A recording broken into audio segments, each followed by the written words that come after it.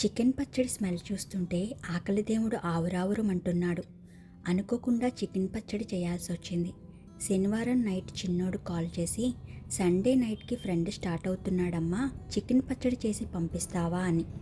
చిన్నోడు అడిగాడో లేదో వాళ్ళ డాడీ చికెన్ తీసుకొచ్చి ఇచ్చారు. పలానా టైంకి బస్, ఆ టైం కల్లా పార్సిల్ రెడీ అయిపోవాలి అని చిన్నోడు చెప్పాడు. వాళ్ళ డాడీ తెచ్చారు. మరి నేను చేయకుండా ఉండగలనా? సండే లంచ్కి కావలసిన కర్రీస్ రెడీ చేసి చికెన్ పచ్చడి చేయడం స్టార్ట్ చేశా. చిన్నోడికి చికెన్ పచ్చడి ఉంటే చాలు, అన్నం మొత్తం పచ్చడితోనే తినేస్తాడు. ఇప్పటికీ చాలాసార్లు చేసుంటా. చేసిన ప్రతిసారి గిన్నె ఖాళీ. పిల్లలు హాస్టల్లోనో పీజీస్లోనో ఉండేటప్పుడు అక్కడి కూరలు నచ్చినప్పుడు చికెన్ పచ్చడి వేసుకుని ఇష్టంగా తింటారనే ఉద్దేశంతో పంపడం. ఎప్పుడూ చికెన్ పచ్చడే కాకుండా ఒకసారి చికెన్ పచ్చడి, ఒకసారి రొయ్యల పచ్చడి, ఒకసారి కోడిగుడ్డు పచ్చడి ఇలా చేసి పంపిస్తూ ఉంటా. నేను రెగ్యులర్గా స్టేటస్ పెడుతూ ఉంటా. నిన్న పెట్టిన స్టేటస్కి ఒక తుంటరోడు ఒక తుంటర మెసేజ్ పెట్టాడు. ఆ మెసేజ్ చూడగానే నవ్వొచ్చింది.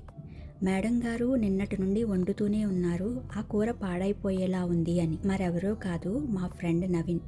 థ్యాంక్ యూ నవీన్, నా స్టేటస్ చూస్తున్నందుకు. ఇక పచ్చడి విషయానికి వస్తే, అల్లం వెల్లుల్లి పేస్ట్ పూర్తిగా వేగిపోయాక పక్కన పెట్టిన చికెన్ని వేసి ఇప్పుడు మొత్తం కలిపి 2 నిమిషాల పాటు వేయించాలి.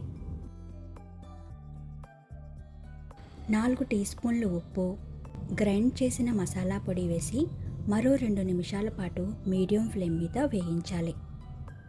ఇప్పుడు ఇందులో 6 స్పూన్లు కారం వేసి 1 నిమిషం పాటు లో ఫ్లేమ్ మీద వేయించి స్టవ్ ఆఫ్ చేయాలి. అంతకు మించి వేయిస్తే కారం మాడి రంగు మారిపోతుంది.